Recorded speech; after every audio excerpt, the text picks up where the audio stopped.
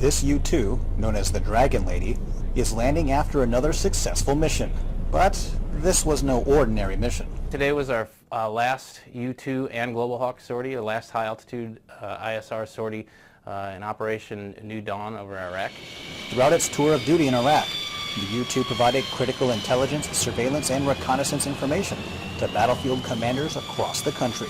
Today's events are significant because of the long history the 9M ERS has in Iraq. First supporting Operation Iraqi Freedom and then Operation New Dawn with our U-2 aircraft and then the RQ-4 Global Hawk. So it brings to closure approximately 8.5, 9-year involvement in Iraq.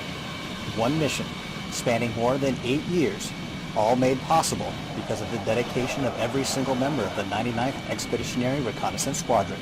It's just an honor to be a part of this squadron and to lead such an outstanding group of individuals that have been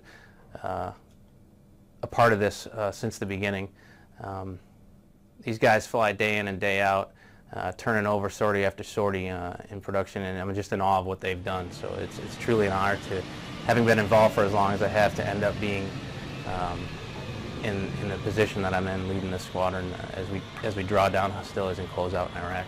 While the mission over Iraq is finished, other missions throughout the U.S. Central Command area of responsibility still require the capabilities of the Dragon Lady and her crew. Air Force Staff Sergeant Anthony Kuhn, Southwest Asia.